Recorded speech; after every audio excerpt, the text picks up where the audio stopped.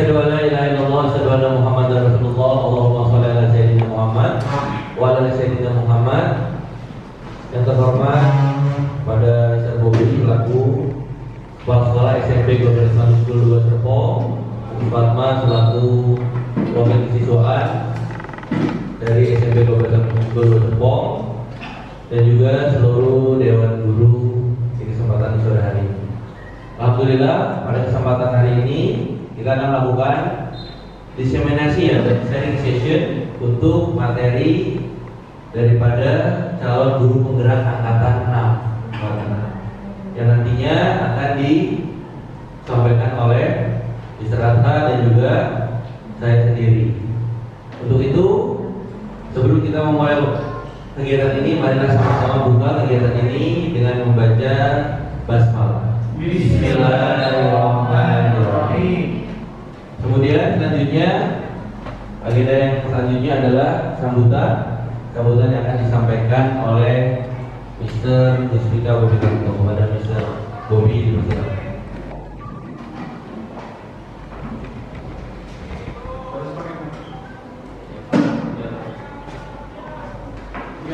Assalamualaikum warahmatullahi wabarakatuh. Waalaikumsalam warahmatullahi wabarakatuh. Ya, alhamdulillahirabbil alamin.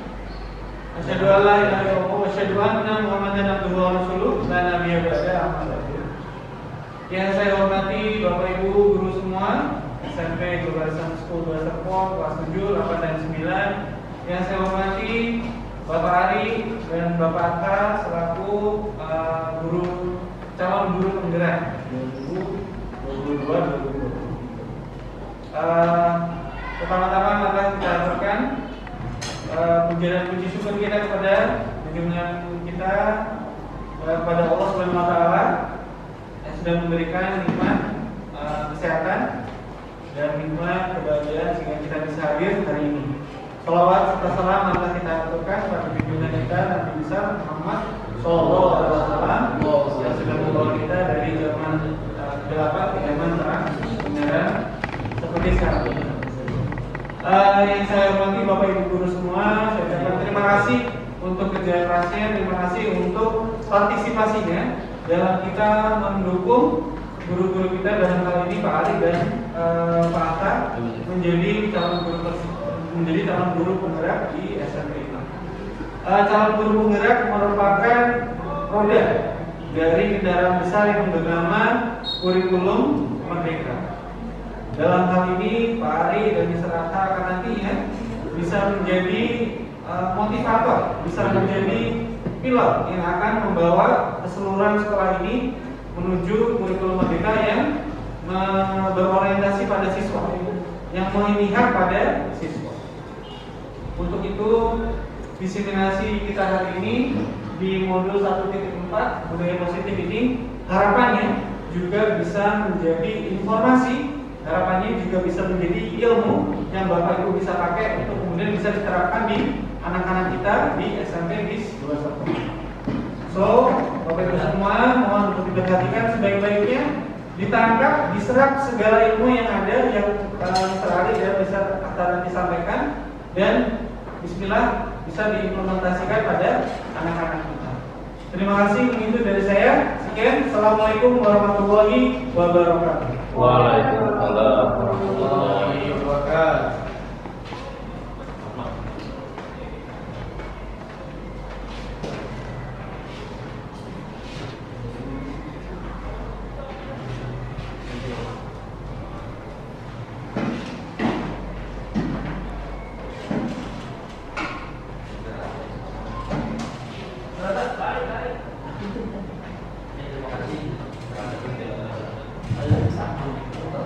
Alhamdulillah, terima kasih Mr. Bobi atas arahannya. Untuk agenda selanjutnya yaitu sharing session yang akan dibimbing langsung dan disampaikan langsung oleh Mr. Adha. Kepada beliau waktu dan tempat dipersilakan.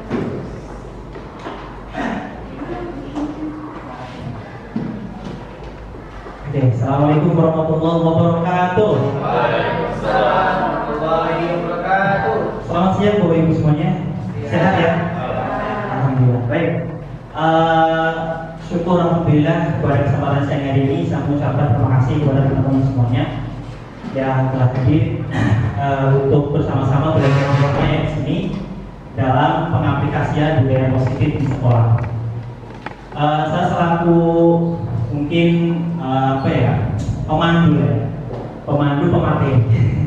pemandu pemateri di dalam diskusi ini. Saya berharap teman-teman nanti bisa sharing session bersama kita, tanya jawab supaya diskusi ini lebih hidup, gitu ya. Baik, kita baca al-basmalah bersama. Bismillahirrahmanirrahim. Oke, teman-teman semuanya bisa menanya ketika ada kata-kata budaya positif, apa yang ada di dalam pikiran Bapak Ibu semua? Kenapa? Sikap yang baik, budaya yang baik, contohnya apa? Contohnya ketika bertemu dengan orang yang bisa lama Oke. menyapa, Senyum, salam, sapa, terus sopan santun. Oke, ya, itu salah satu dari budaya positif, ya. Nah, capaian umum dalam modul 1.4 ini nanti kita ingin memahami konsep pendidikan menurut Ki Hajar Dewantara dihubungkan dengan konsep budaya dan lingkungan positif di sekolah yang berpihak pada murid. Kemudian melakukan evaluasi dan refleksi tentang praktik disiplin dalam pendidikan Indonesia secara umum untuk mendapatkan pemahaman baru mengenai konsep disiplin positif untuk menciptakan murid dengan profil belajar Pancasila. Kemudian memahami peran sebagai guru untuk membangun budaya positif dengan menerapkan konsep disiplin positif dalam berinteraksi dengan murid. Oke.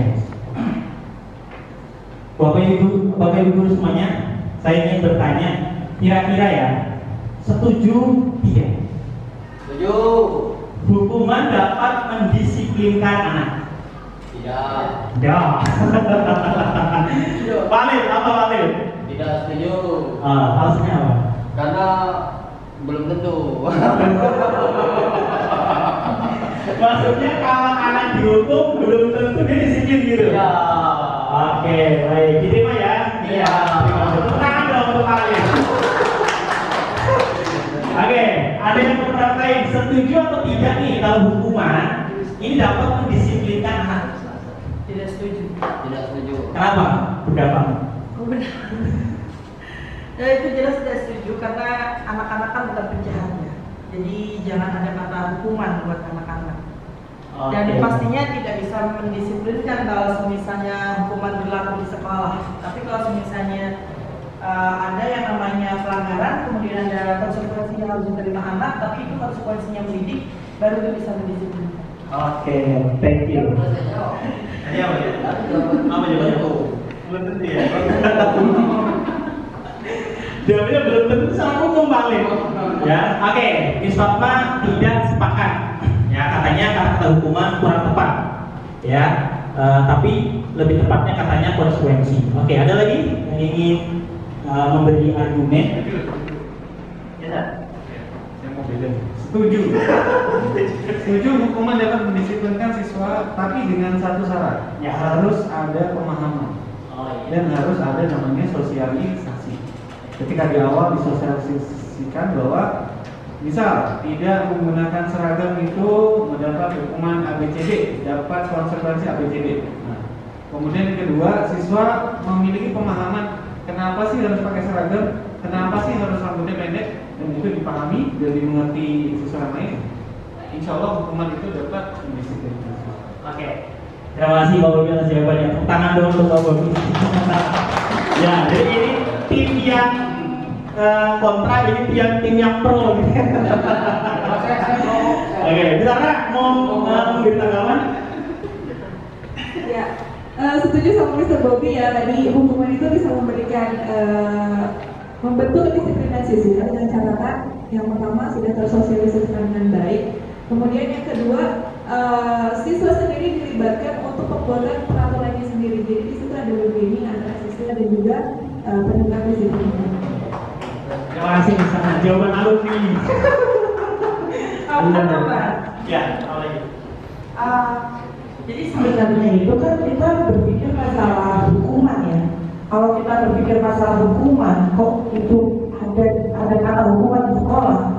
Saya rasa itu hal yang tidak bijaksana gitu, karena memang anak-anak kan bukan penjahat gitu. Jadi kadang kalau misalnya kita memakai istilah itu penting gitu, karena memang terkadang misalnya ya kalau zaman dulu itu kan masih misalnya nih pakai rok yang pendek gitu, itu zaman dulu tuh sarung. Kalau sarung itu apa ya?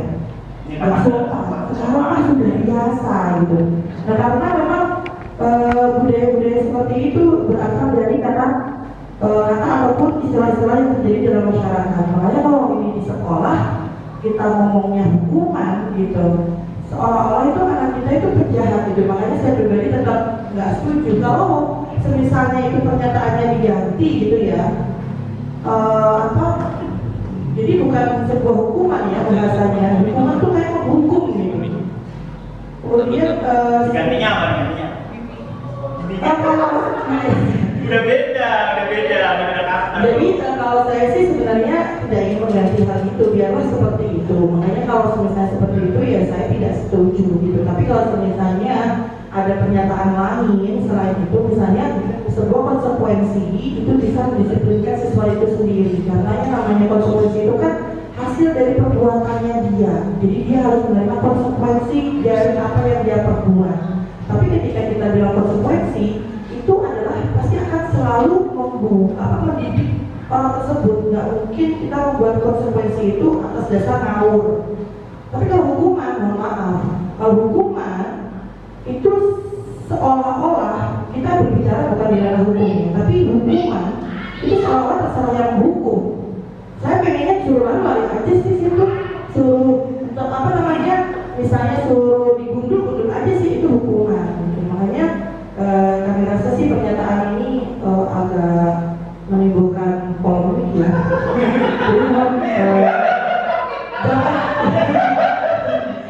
Itulah ya.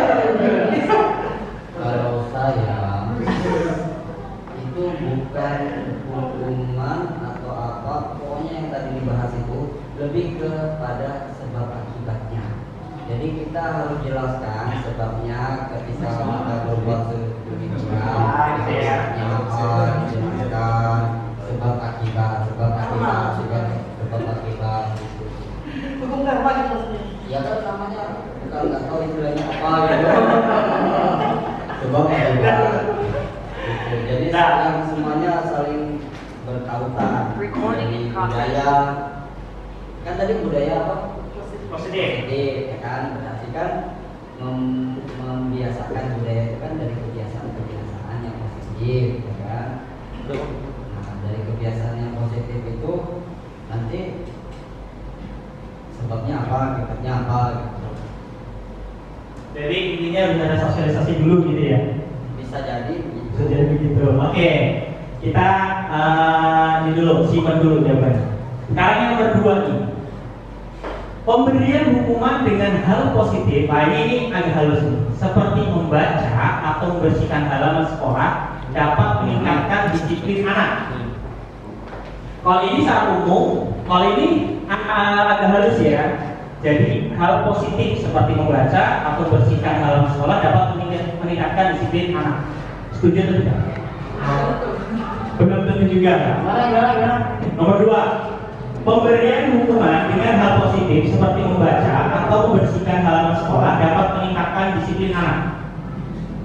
belum tentu. Kenapa? Karena bisa jadi itu sebagai kesempatan dia ikut pelajaran. Ya kan dia mau nyapa aja lebih enak. Kayaknya pengalaman jadi siswa ya. Oke, kita ini dulu. Simpan dulu ya. Oke, sekarang ketiga nih, agak beda. Memberi penghargaan dapat meningkatkan motivasi belajar anak. Serius, setuju? Setuju. Semua ya. Ya, jadi teman-teman semuanya, topik dalam explore konsep ini ada 6, tapi nanti tidak akan kita bahas semua, ya. Nanti kita akan bahas sebagian, tapi Mister atau saya akan lebih fokus ke restitusi saja, ya. Oke, kita lanjut. Ya, sekarang perubahan paradigma kegiatan kepala tangan. Ada A dan B, ya, Anda dan teman Anda, ya. Kemudian sobreklah secari kertas kecil, tuliskan benda atau sesuatu yang sangat berharga untuk Anda. Kemudian letakkan di salah satu tangan Anda dan genggam benda atau sesuatu tersebut dengan segala daya. Kemudian buatlah sebuah kepala. Jadi contoh nih, ini benda, ini adalah benda yang berarti bagi saya kepala seperti ini. Jadi Anda dalam posisinya di A, kemudian teman Anda itu B. Nah, teman Anda ingin mencoba dengan sekuat tenaga, dengan berbagai cara, meminta Anda memberikan benda tersebut. B bisa membujuk, mengancam, menghadik, meraih, menyuap, apa saja agar dapat membuka kepala tangan Anda. Pertanyaan saya, apa yang ingin Anda lakukan? Ketika teman Anda ingin merampas yang ada di tangan Anda, gitu ya, apa yang ingin kalian lakukan? Apa yang ingin Anda lakukan? Apakah memberikan begitu saja atau mempertahankan? Tergantung penawaran lah. Kalau catatan utang pasti dikasih. Tapi kan itu sangat berharga. Itu sangat berharga, Miss. Kalau itu bahaya. Ada kelas kecil. Mungkin bisa Mister gantian Ya, harus berbicara semuanya. Oh, ini bahaya ini. Serada. Oh ya, ini kan sebuah sorekan kecil dari kertas ya yang bergenggam. Memang ini Isinya cek. ya, ini harga. Isinya cek. Ya kan, tulisan sesuatu yang berharga yang kita sebutkan. Dan itu ada kertas yang ada tulisannya. Misalkan itu kita tulis mobil ya. Kalau misalkan mobil itu berharga. Nah, itu apa? Cuma tulisan. Jadi kalau diminta buat ya kasih aja gitu. Kalau serata mungkin bisa mencoba di depan gitu. Jadi kalau orang ganjar yang memiliki benda yang istimewa ya. Saya pegang sesuatu yang berharga nih. Ya, sengaja menjadi yang B, coba. Kepo. Merayu, ini ada punya, boleh merayu, mengancam, membujuk, menghadik, menyuap. Bisa ada kalau itu komunikasi, ntar lainnya saya bilang gini.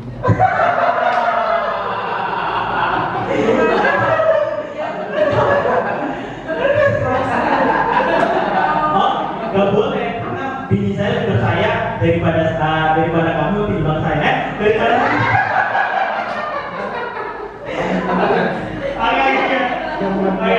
dulu ya.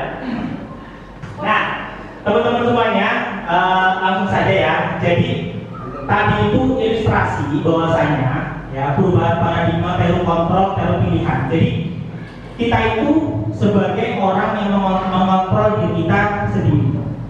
Ya, jawabannya itu boleh kita mengatakan, boleh kita kasihkan, boleh kita pertahankan, pasti kita memiliki yang namanya alasan.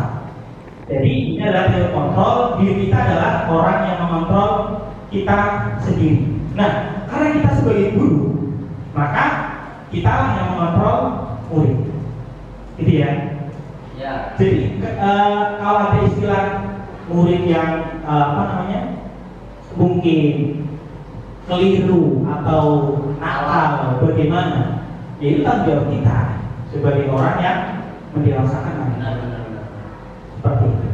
Murid yang mungkin dia itu tidak tahu sopan santun, kemudian tidak tahu bagaimana cara melakukan yang baik, itu tanggung jawab kita semuanya.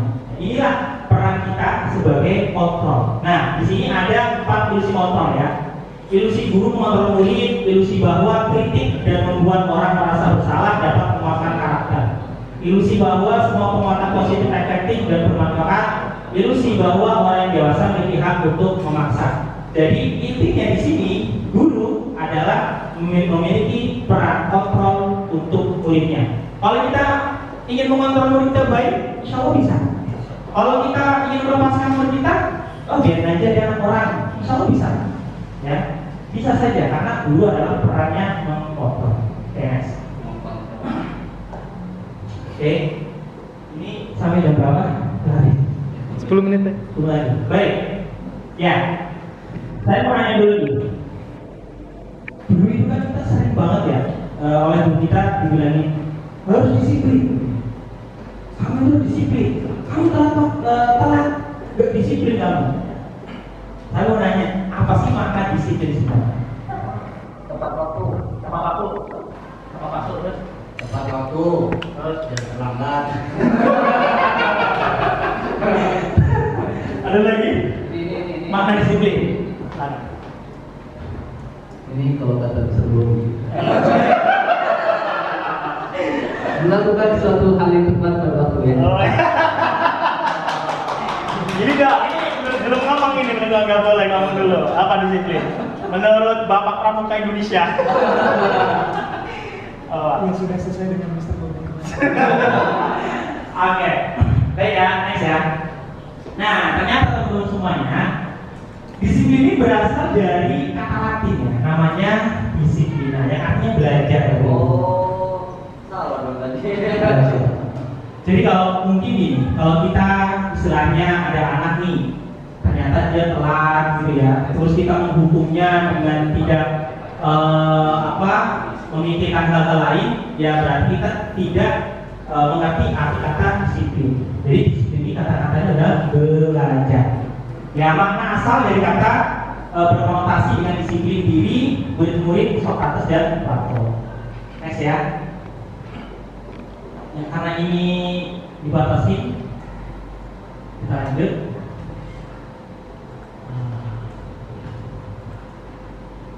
Nah, ini restitusi. Sekarang kita masuk ke restitusi. Tapi saya akan ini video dulu ya, Bapak Ibu.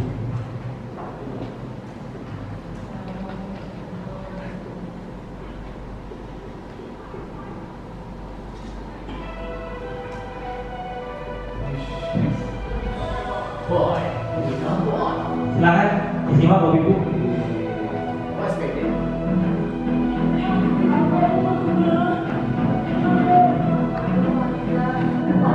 Serada.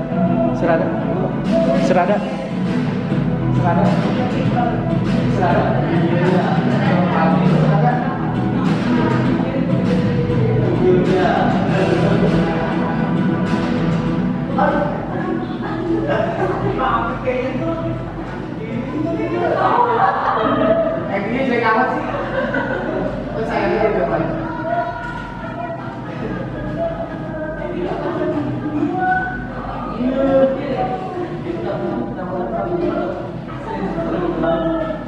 Boleh Pak Mama aja.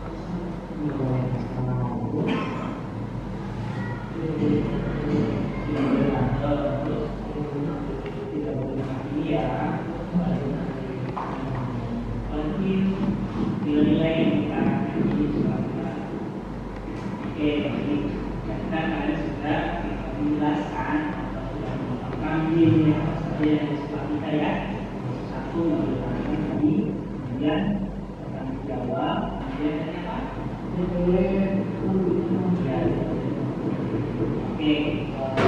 juga apa yang terjadi pada kehidupan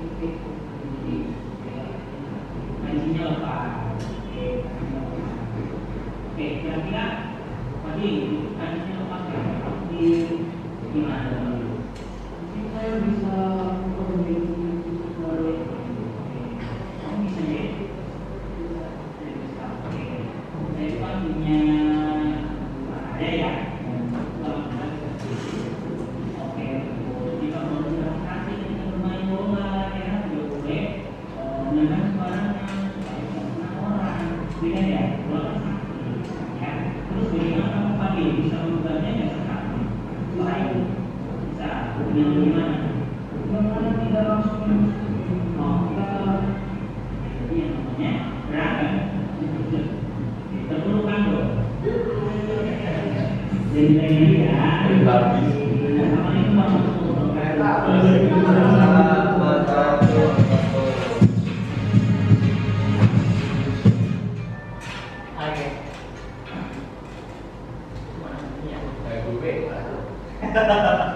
Baik, ya teman-teman semuanya, tadi itu adalah penerapan dari yang namanya restitusi. Apa sih restitusi itu?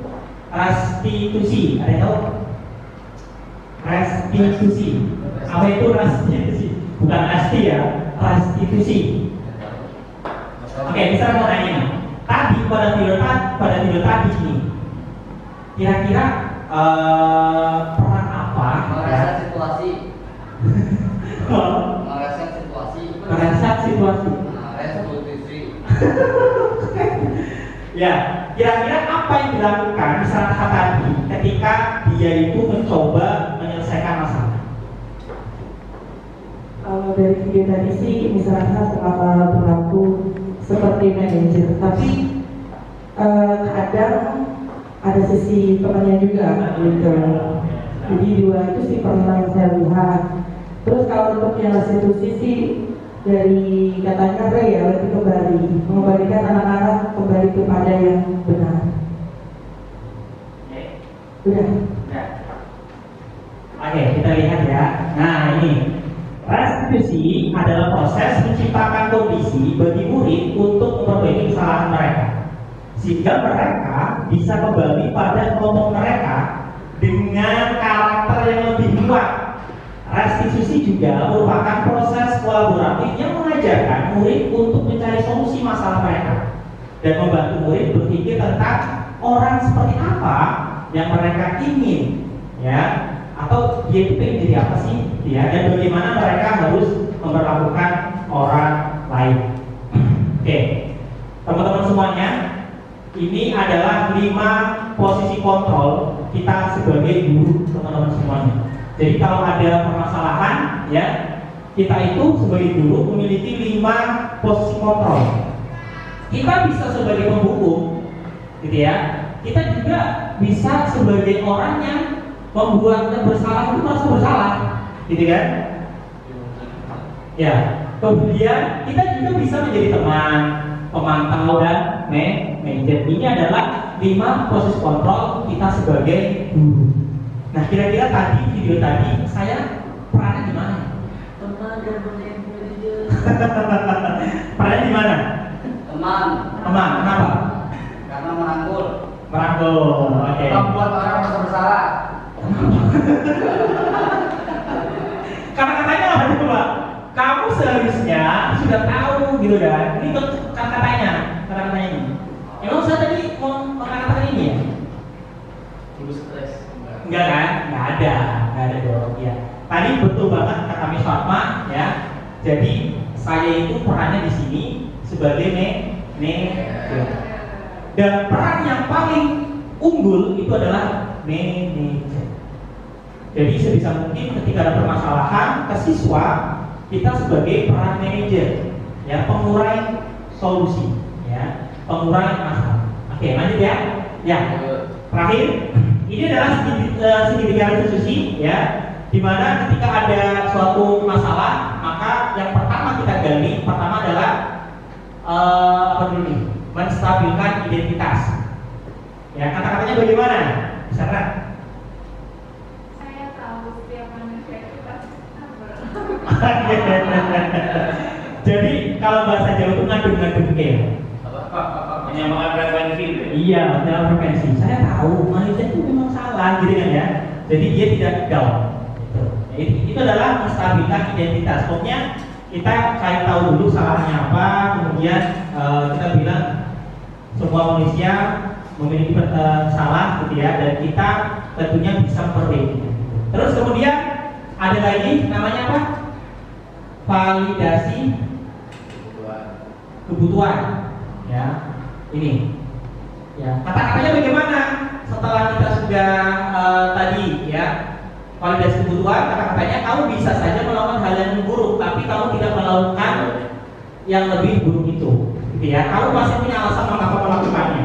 Ini adalah dari validasi kebutuhan. Terus yang ketiga itu adalah menanyakan keyakinan. Ya, guru berkata, apa sih nilai yang kita percaya di sekolah kita? Jadi menanyakan keyakinan itu adalah menggali informasi kepada hal-hal baik yang diyakini oleh kita, murid dan guru. Ya, kita tanyakan kira-kira apa sih keyakinan di sekolah kita? Tadi di video tadi dia menjawab, oh kita nggak boleh berantem, kita harus sopan sama orang lain, gitu kan? Kita harus nggak kasar. Nah, ini adalah guru melakukan menanyakan keyakinan. Dan terakhir, di dalam kasus kita harus punya intervensi. Ya, 30 detik. Contoh kata-katanya adalah, apa kamu ingin berbuat lebih baik? Bagaimana caranya? Ya, jadi biarkan anak itu mencari solusinya sendiri. Baik teman-teman semuanya, mungkin itu yang bisa saya sampaikan. Terima kasih atas waktunya. Baik, untuk agenda selanjutnya, sharing session ini akan disampaikan langsung oleh guru kita juga, yaitu Mr. Ali. Kepada beliau, waktu dan tempat dipersilakan.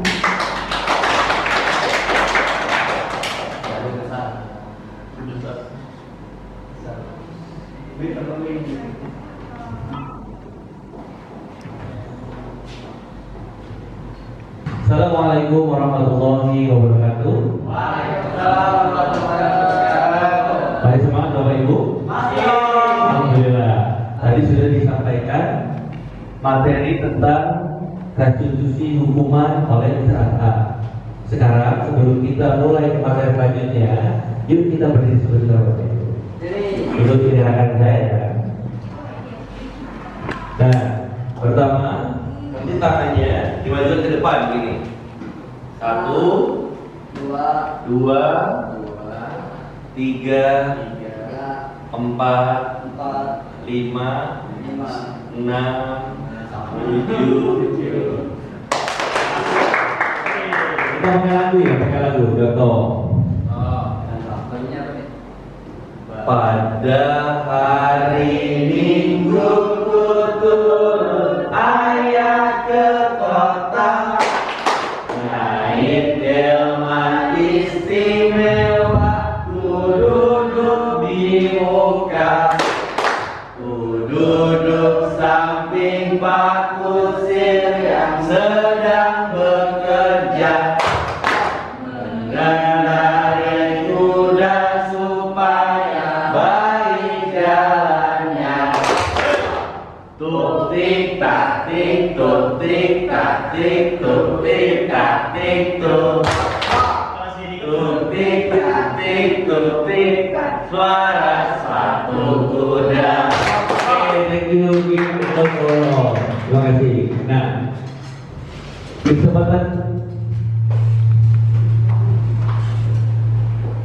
di kesempatan kali ini kita akan membahas tentang kebutuhan dasar manusia.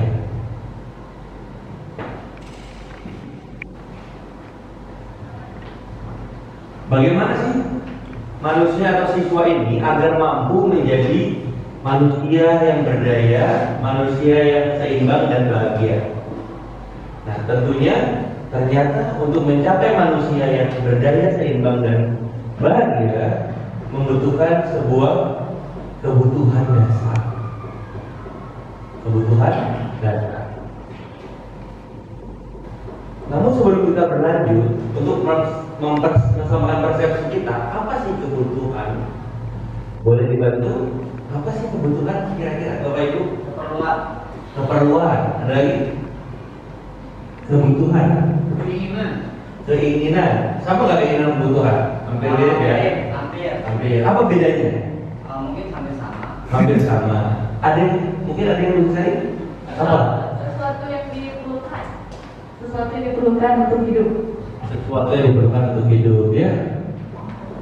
Sesuatu yang apabila tidak terpenuhi maka akan terjadi beberapa kerugian. Oke, sudah. Kebutuhan itu sesuatu yang wajib dipenuhi, sedangkan keinginan itu tidak wajib dipenuhi. Oke, terima kasih. Artinya kebutuhan ini lebih mendesak ya daripada sebuah keinginan. Oke, sepakat. Lalu apa itu dasar? Dasar. Bawah apa coba? Ada lagi? Dasar, iya kan? Sesuatu yang penting. Sesuatu yang penting. Dasar paling mendasar. Pokok. Lalu yang ya? Tumpuan penting, dasar, tumpuan, bawah. Bawah yang paling penting itu. Kita kalau rumah nggak ada fondasinya, ada rumah Ibu. Iya, masa bukan rumah dari atas? Pasti dari bawah dulu lah. Iya kan? Betul. Lalu yang terakhir, apa itu manusia? Unik. Makhluk Allah. Al-hayawan natik. Apa itu? Hewan yang berakal. Hewan yang berakal. Kalau bahasa kerennya animal ratio. Jadi apa perbedaan? Kenapa sih? Kita sering manusia itu sering kata-kata misalnya kamu itu bangku, kamu itu kursi, enggak kan? Tapi manusia sering dikata-katakan seperti binatang. Ternyata dalam Al-Quran pun manusia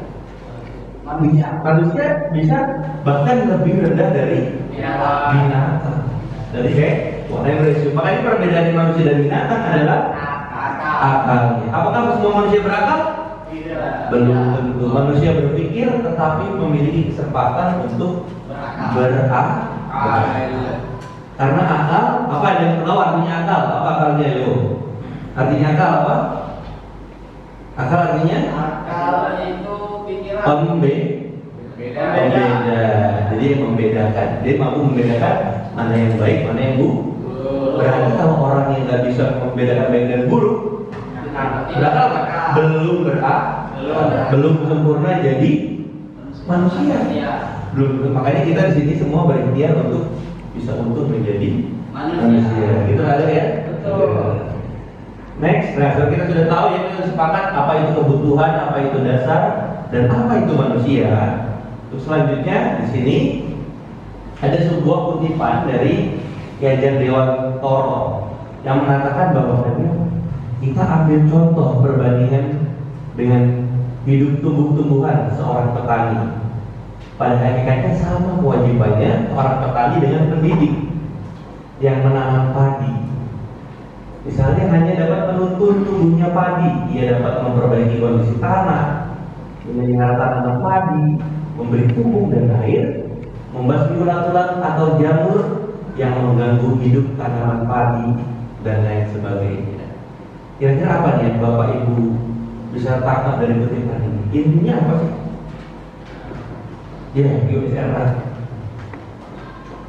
Ya, dari kutipan tadi kita bisa mengkorelasikannya bahwasanya guru itu sama seperti petani ya. Jadi dia harus merawat, kemudian memupuk dan sebagainya supaya padi itu bisa menjadi padi yang unggul dan tidak memaksakan untuk membuat si padi itu misalkan perawatannya seperti jagung.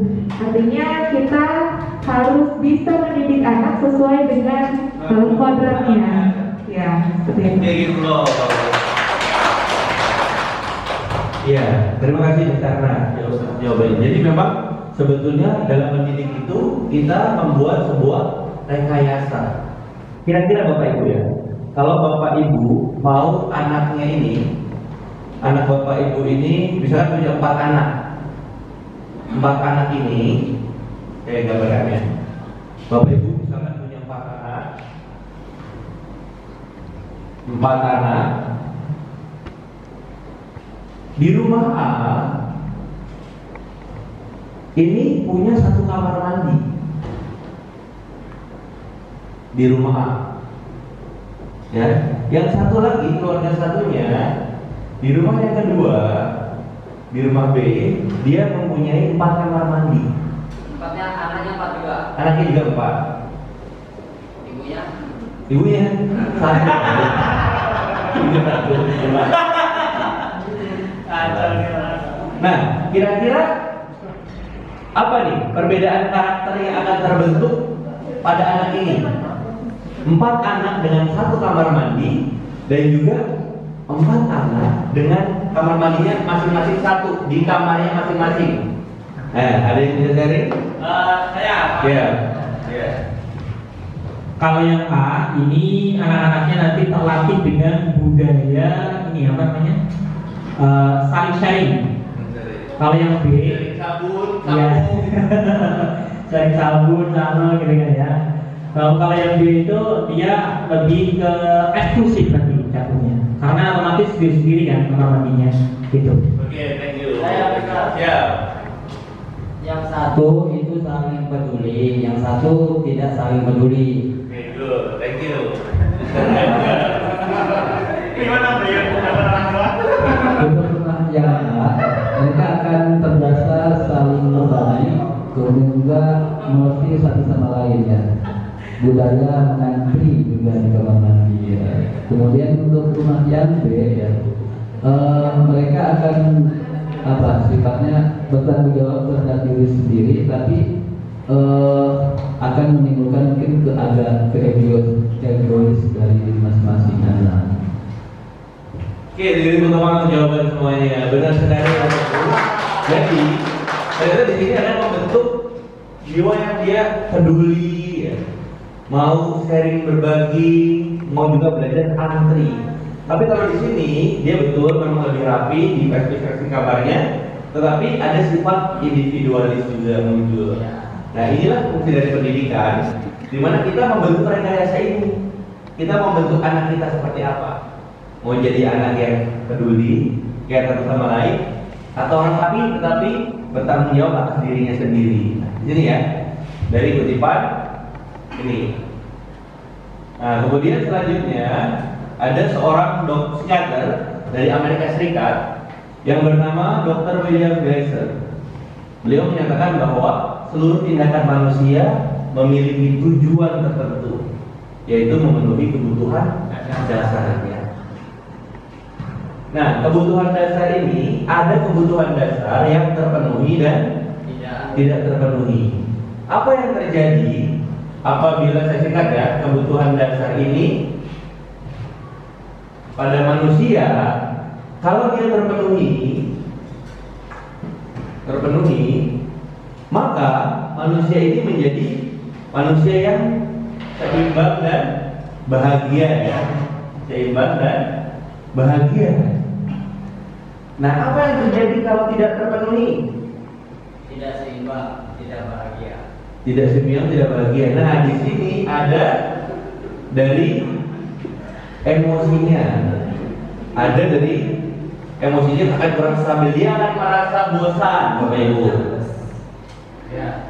Merasa bosan, merasa malas. Sehingga di sini juga cenderung apabila dilanjutkan akhirnya akan melanggar peraturan.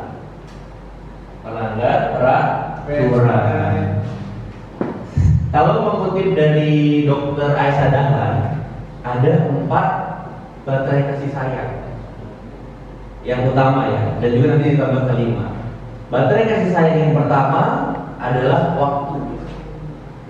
Baterai kasih sayang yang kedua adalah pelayanan. Ada orang yang hanya butuh diberi waktu sehingga dia bisa bahagia. Ada orang yang juga butuh dilayani. Hanya cukup dilayani saja, ini sudah bisa membuatnya bahagia. Baterai yang ketiga, ada perlunya sentuhan fisik. Maaf ya. Misalkan seorang anak touch. Perlu gini. Bagi bapak ibu yang sudah berkeluarga, kalau memang pasangannya butuhnya sentuhan fisik, sering-seringlah disentuh ya. Jangan sampai baterainya tercasnya di luar. Itu berbahaya. Itu bahaya. Benar. Terus yang baterai keempat, apa itu? Adalah pujian. Jadi ada orang yang dia akan bahagia apabila dipuji. Dan yang terakhir, baterai yang kelima ini disukai semua orang adalah hadiah. Jadi orang itu paling suka kalau dikasih hadiah. Gitu ya. Oke, berlanjut. Maka di sini, nah lalu apa sih kebutuhan dasar manusia? Di sini saya punya sticky note, Bapak Ibu, silakan coba isi kira-kira kebutuhan dasar manusia itu apa ya? Sebanyak-banyaknya Mister? Hah? Diisi berapa? Diisi sebanyak-banyaknya. Kebutuhan dasar manusia. Kira-kira apa sih yang kita butuhkan dalam kehidupan sehari-hari? Orang bilang ya. 3 digit aja gitu. 3 digit. Oke. Saya beri 1 menit saja ya. Kebutuhan ini ya.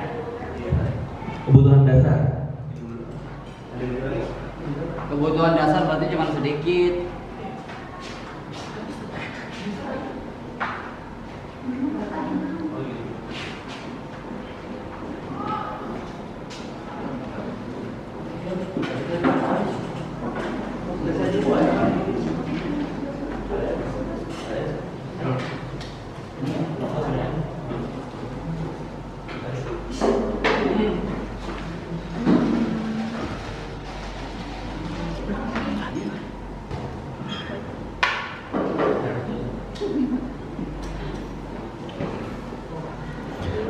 Oke, sudah ya Bapak Ibu ya. Ya, coba siapa yang pengen banget nyampein nih tentang kebutuhan dasar? Satu aja, satu. Yang belum ngomong. Oh, Robi, silakan. Kedekatan kepada Allah Subhanahu wa Ta'ala. Oke. Ada lagi? Ya. Punya dulu.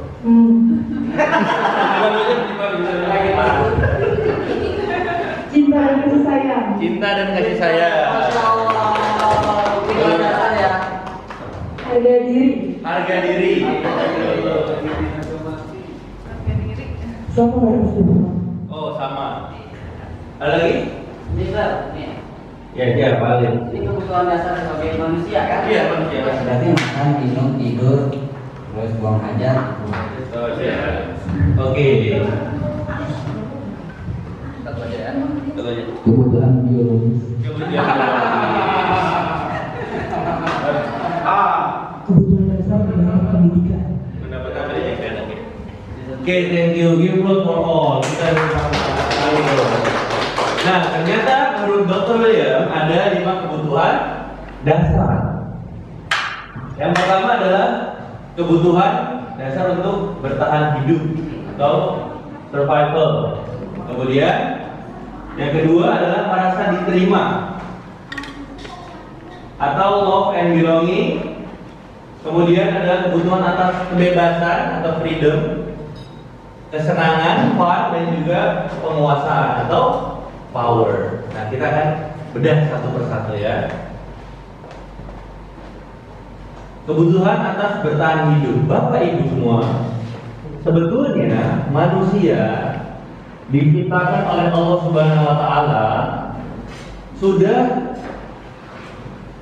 terinstall dengan potensi terbaik.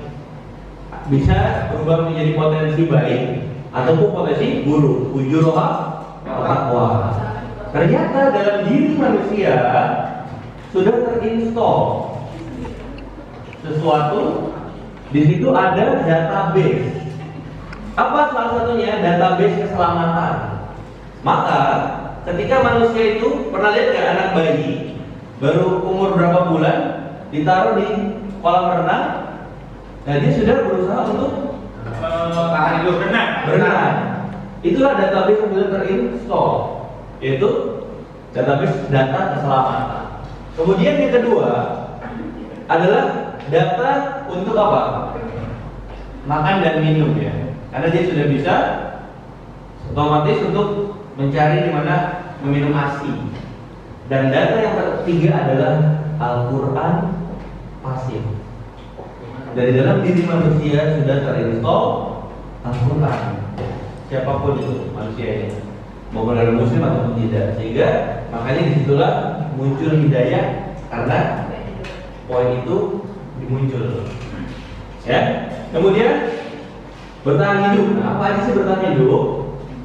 Yaitu ada untuk kesehatan ya. Kesehatan ini penting. Kemudian ada juga rumah, makanan, kebutuhan biologis, dan yang terakhir adalah keamanan. Jadi kalau di sini, kira-kira kalau siswa-siswi kita badannya nggak sehat, penyakitan, kira-kira belajarnya gimana Bapak Ibu? nggak Maksimal. Rumahnya kebanjiran. Bisa belajar. Nggak bisa belajar. masuk izin Terus pelajaran jarang masuk masuk. dia lapar belum sarapan Lapar belum sarapan, nggak fokus nggak fokus juga. Terus kalau di sini biologis ini bukan buat ini ya, bukan buat siswa. Nah dia merasa nggak aman. Keamanannya tuh dikit-dikit apa? Dia ke sekolah sepatunya hilang. Dia ke sekolah tasnya hilang. Nah itu kira-kira gimana? Bawahnya tumblernya hilang, 400.000. Iya. 1 juta. Nah ini juga jadi kurang maksimal ya dalam pembelajarannya. Lalu apa sih kebutuhan yang kedua? Kebutuhan yang pertama dipenuhi adalah merasa diterima. Love and belonging. Love and belonging. Dia butuh untuk ada di komunitas, butuh kelompok, butuh bergaul dengan teman, diakui oleh keluarganya. Maka guru harus menerima murid apa adanya.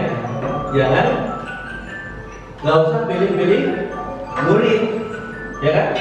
Nggak usah pilih-pilih karena semuanya memiliki potensi yang sama. Karena manusia itu adalah manusia yang unik, Bapak Ibu. Unik dengan potensinya masing-masing. Makanya tugas dari Bapak Ibu guru adalah bagaimana keunikan ini diciptakan kolaborasi. Keunikan ini diciptakan sebuah kolaborasi sehingga Bapak Ibu guru dalam memberikan materi pembelajaran ini bisa dilakukan sesuai minatnya. Contoh pelajaran bahasa Inggris, yang suka nyanyi disuruh nyanyi aja dengan materi simple present, ya kan? Yang suka menggambar tentang apa, prosedur atau descriptive text ya bisa gitu. Jadi bisa disesuaikan dengan minat dan yang suka fisika suka fisika. Agar apa? Kita berkolaborasi tadi agar bisa menyatukan ikatan emosional antara setiap siswa dan juga Bapak Ibu guru gitu kan. Sehingga mereka merasa nyaman dan damai. Kemudian yang ketiga adalah kebebasan. Maka kita memberikan kesempatan agar siswa-siswi kita itu boleh menentukan pilihan. Dia memilih. Makanya semoga di kurikulum yang baru ini, kurikulum merdeka ini, dia bisa lebih semangat lagi belajar karena dia boleh memilih kan. ini kalau dipakis ya Pilih guru. Bukan memilih, tapi memilih apa nih yang bisa dia kembangkan di masa itu, pelajaran itu ya. Tetapi pilihannya harus apa? Pilihannya harus bertanggung jawab. Sehingga tercipta sebuah kebebasan, tapi bukan kebebasan yang apa adanya, bebas-bebas aja gitu, enggak. harus tetap ada tanggung jawabnya. Maka kebebasan di sini yang dimau seperti apa? Bebas membuat pilihan, bebas berpendapat, ada yang pro, ada yang kontra, silakan. Dan juga bebas mencoba hal yang baru. Karena apa? Karena makanya kita sebagai guru nih, ya. Contoh, sekarang saya mau tanya sama Miss Fatma. Miss Fatma ini lulus tahun berapa? Lulus kuliah? Berapa? 2005. 2018 S2. 2018 ya. Muridnya anak-anak tahun 2000 yang silam kan? 4 tahun yang silam apa? 4 tahun yang silam. Kalau kita tidak meningkatkan metode kita dalam mengajar, tentunya basi ya, nasi ketika apalagi tempat duduknya masih seperti zaman kolonial yang berbaris atau baris, sama seperti di pabrik-pabrik gitu kan. Padahal handphone aja udah ganti, handphone dulu, handphone sekarang gitu kan. Tapi tempat duduk siswa belajar masih gitu-gitu aja dari zaman Belanda. Nah ini harus sama-sama kita mengubah metode dalam belajar. Kenapa? Agar tadi tercapainya pembelajaran dengan minat sehingga terciptanya motivasi siswa secara pribadi. Oh saya senang belajar tapi saya bisa menggunakan nyanyian menggunakan lagu. Oh suka, saya senang saya bisa gambar kaligrafi. Masya Allah. Gitu ya. Amin. Oh saya senang saya bisa menjadi penceramah. Saya bisa hafal artinya, saya juga hafal ayatnya. PAI berarti. Tapi juga bisa. Ya. Kemudian yang selanjutnya adalah kesenangan. Karena dunia ini adalah sebuah permainan dan panggung sandiwara, maka di sini juga bermain-main saja. Tapi bermainlah dengan bersungguh-sungguh.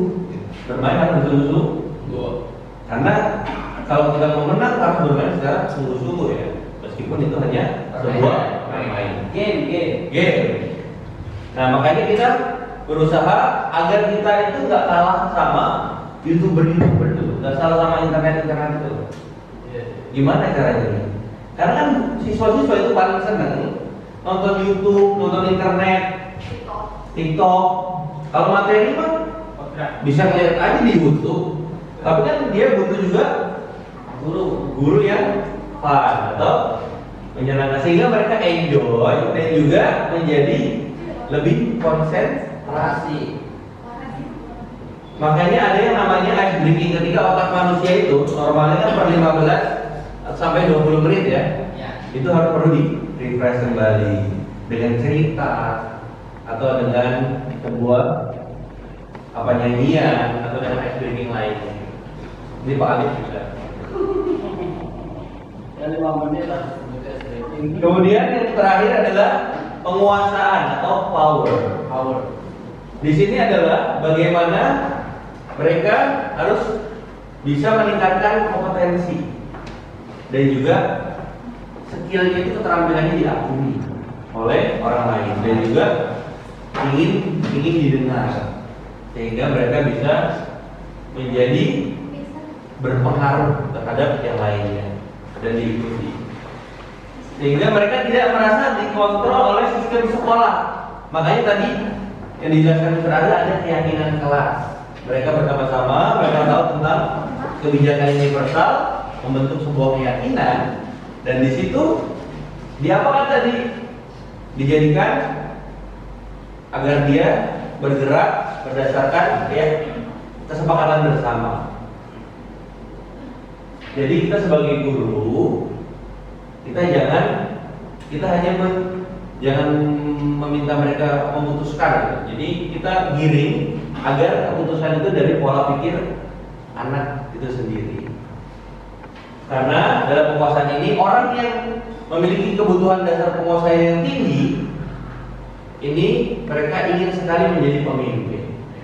ingin mengamati dan mencoba hal baru, dan juga perfeksionis dan kecewa kalau salah. Makanya kalau nggak dapat nilai 100 nangis, gitu ya. Dapat nilai 90 nya nangis.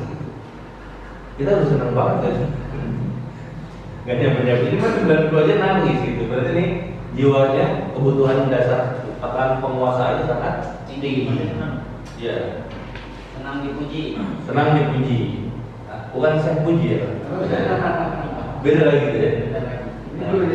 Nah, makanya Bapak Ibu mengetahui kebutuhan dasar ini sangatlah penting. Kenapa penting mengetahui kebutuhan dasar? Ada yang bisa sharing? Supaya terpenuhi. Apanya Pak? Kebutuhan dasarnya. Oke, supaya kebutuhan dasar terpenuhi. Ada lagi? Kenapa penting kita tahu kebutuhan dasar? Supaya tidak salah dalam memenuhi kebutuhan.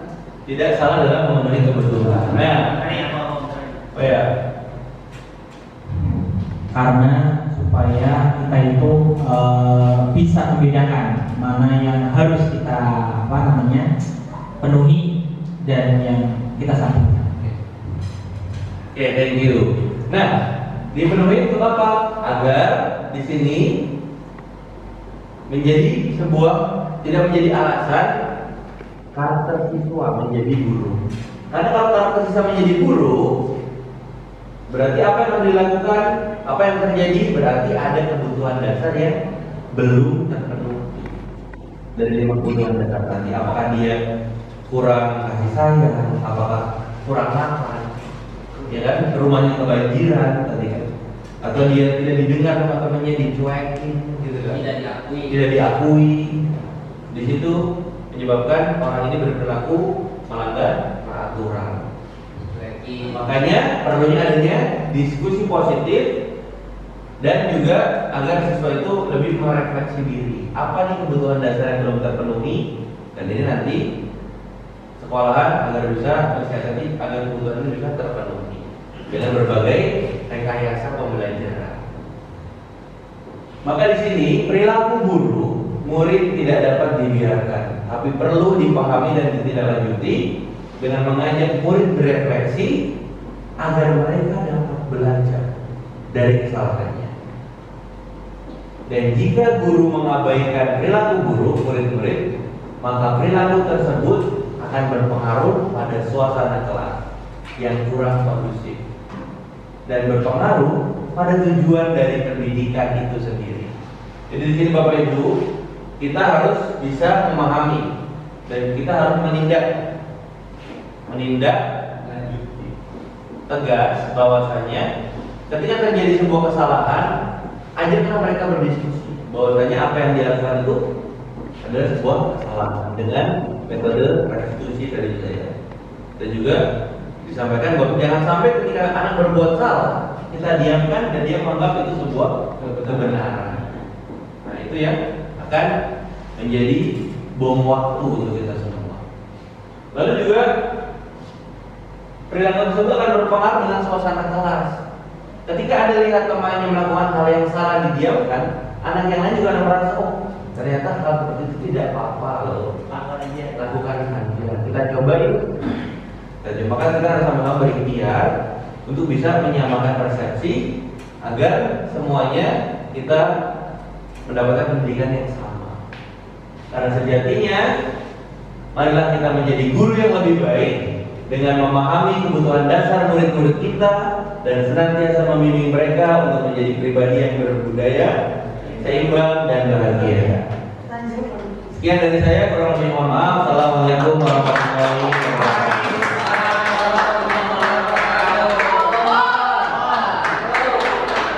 Guru besar. Masing-masing. Guru kecil. Oh, Q&A.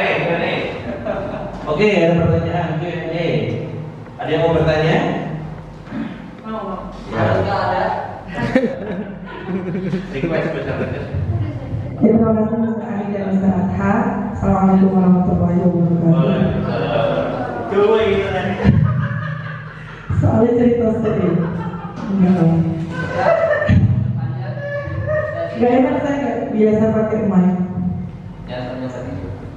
Jadi tadi terima kasih banyak untuk Mr. Atha yang sudah menjelaskan tentang restitusi dan juga Mr. Ari sudah menjelaskan tentang kebutuhan dasar. Saya sebenarnya ingin bertanya sih, tadi kan sebenarnya bertujuan untuk ke arah sekolah kita ya, sekolah kita, kemudian bagaimana sih sikap kita kepada anak didik kita. Cuma terkadang dengan tadi yang pertama tentang restitusi, saya ingin bertanya, restitusi ini kan sebenarnya kan tadi ingin mengembalikan kepada keyakinan ya sebuah komunitas supaya lebih kuat, dari masyarakat bilang begitu. Nah, bagaimana caranya restitusi itu berjalan tanpa adanya guru, misal, jadi anak itu sudah berestitusi sendiri tanpa harus ada kita. Tadi kan dibimbing step by stepnya dengan sabar. Kalau seandainya nggak perlu ada kita, tapi anak-anak bisa nggak sih kira-kira itu melakukan restitusi sendiri? Itu yang pertama. Kemudian yang kedua, tentang kebutuhan dasar. Tadi kan ada 5 ya. Yang ingin saya tanyakan adalah pendapat dari Pak Ari tentang kebutuhan dasar. Kalau ini kan umum ya, terutama guru-gurunya dulu deh. Ini berkaitan dengan kebahagiaan seseorang. Cuman di situ itu kalau seandainya kan ada kata yang penting cukup. Nah, istilah cukup ini itu kalau saya ingat itu memang pernah saya dengar guru saya bilang kalau pengen doa tentang apa ya, pengen bahagia ya doalah yang biar dicukupi. Nah cukup. Nah, bagaimana pendapat Pak Ari kalau misalnya tadi kan seandainya kebutuhan dasar itu terpenuhi semua, seakan-akan nantinya orang-orang pasti merasa bahagia semua gitu ya. Gak ada sikap berpasrah diri, gak ada karakter ibadahnya apa ya, merasa tidak puas gitu, karena memang manusia antaranya tidak puas ya. Itu tadi sih yang saya tanyakan dengan istilah cukup itu menurut Pak Ari seperti apa? Apakah itu sudah termasuk kebutuhan dasar yang dimaksud? Terima kasih. Assalamualaikum warahmatullahi wabarakatuh. Panjang ya? Betul, penjelasan yang panjang juga. Oke, terima kasih dengan pertanyaan Mas Fatma. Tadi Mas Fatma menjelaskan bagaimana sih supaya anak-anak itu bisa melakukan restitusi itu dengan sendirinya tanpa adanya guru. Pertama, saya bilang gini. Tadi sudah dijelaskan bahwasanya kita harus disiplin. Disiplin itu belajar dengan segala kondisi. Nah, teman-teman semuanya, memang untuk mengarahkan seseorang itu sadar itu sangat sulit. Kenapa? Tadi saya belum jelaskan ya. Boleh nggak di sekolah ada hukuman? Ya, kalau dalam bahasa hukuman kan nggak boleh. Harusnya yang tepat itu adalah konsekuensi. Kemudian boleh nggak kita mengasih penghargaan? Nggak boleh juga. Yang ada adalah apresiasi. Nah, pertanyaan saya terkait dengan restitusi. Restitusi ini adalah sesuatu yang berjalan berkesinambungan tentang tadi budaya positif. Tujuannya apa? Supaya anak-anak itu sadar. Endingnya kan sadar, semuanya sadar. Contoh gini, di dalam hukum Indonesia itu ketika mengendarai sepeda motor wajib pakai apa? Wajib pakai apa? Helm. Kalau saya tanya, lari harus pakai helm. Buat menjaga keselamatan. Ini udah sadar. Paling ini. Fashion. Kalau pakai helm itu matanya kena debu. Oh iya kan? Kalau jawabannya adalah kayak misalnya dari keselamatan, itu sadar. Kenapa? Nggak sadar berarti. Tapi iya, fashion setengah sadar ya, setengah sadar. Nah, tapi kebanyakan kan kayak gitu. Kenapa kamu pakai helm? Wah, nanti nanti saya ditilang nih, berarti dia belum sadar. Sama halnya ketika kita ke siswa ya, ke sekolah harus katakanlah apa? Contohnya apa misalnya? Pakai seragam. Ya, pakai seragam. Kenapa? Ya kan jawabannya macam-macam kan. Tapi karena di sekolah. Bagaimana kalau pakai baju tidur gitu kan? Boleh nggak? Oke. Bagaimana kita bisa menciptakan siswa yang sadar, yaitu dengan kontinuitas dan ini apa namanya konsisten. Guru satu dengan guru yang lain itu harus satu suara. Kemudian aparat konsekuensi juga harus dilakukan, konsisten dan satu suara. Konsekuensi dilakukan, apresiasi dilakukan, restitusi itu dilakukan. Nah, kalau sudah semuanya itu dimaksimalkan, insya Allah dia akan tercipta murid yang benar-benar sadar bahwasanya saya murid, maka saya harus ngapain di sekolah. Gitu ya. Gitu. Oke, terima kasih. Oke, terima kasih Miss Fatma atas pertanyaannya tentang makna cukup gitu ya. Saya akan coba menjelaskan dari bahasa Inggris. Kita mengenal kata few sama a few. Ada yang tahu perbedaannya, Bu? Few sama a few. Sebuah few Sedikit ini. A few. Nah, di sini itu sedikit tidak cukup. Di sini sedikit tapi cukup. Sedikit tidak cukup dan di sini sedikit tapi cukup. Contoh, Pak Alif suka minum kopi, ya kan? Betul Pak Alif? Pakai gula misalkan. Pakai gula nggak? Kadang-kadang pakai, kadang-kadang Gula 1 sendok itu kira-kira banyak apa sedikit? Banyak ya? Tergantung. Oh ya udah, setengah sendok teh.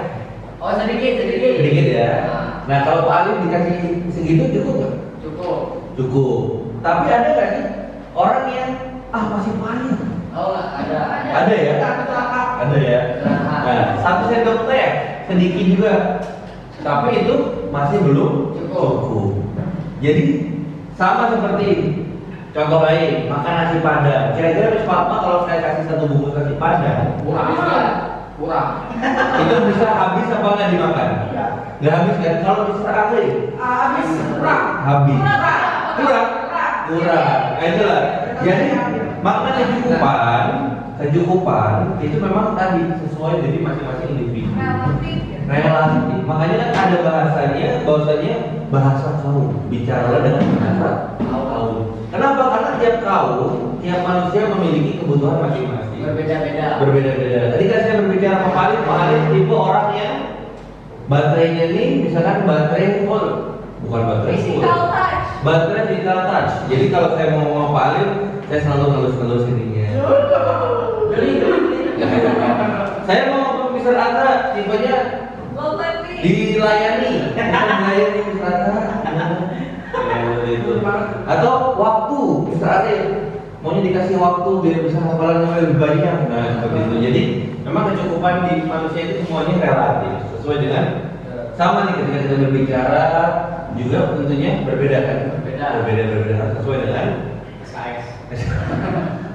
Sesuai dengan masing-masing individu potensi sama ya tentang kecukupan. Jadi ada yang sedikit tapi cukup dan sedikit tidak cukup. Mungkin itu sudah lebih jelas teman-teman.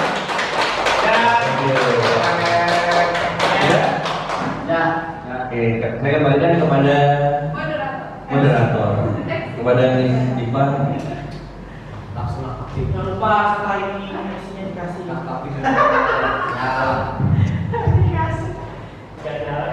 Alhamdulillah, Masya Allah, bagus sekali materinya untuk sore hari ini. Terima kasih.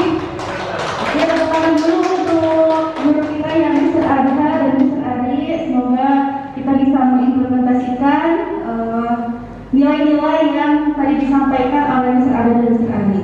Baik, teman-teman semua, kita kita akhiri sharing session untuk pertemuan hari ini dengan membaca lafaz hamdalah dan doa kafaratul majelis bersama-sama. Alhamdulillahirabbil alamin. Subhanakallahumma wa bihamdika asyhadu an la ilaha illa anta astaghfiruka wa atubu ilaik. Saya mohon maaf selaku MC apabila terdapat kesalahan.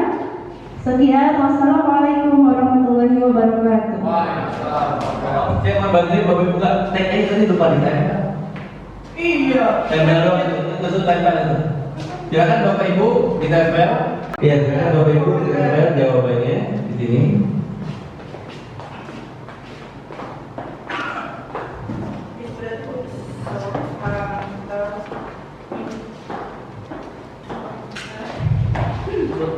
Ya, terima kasih.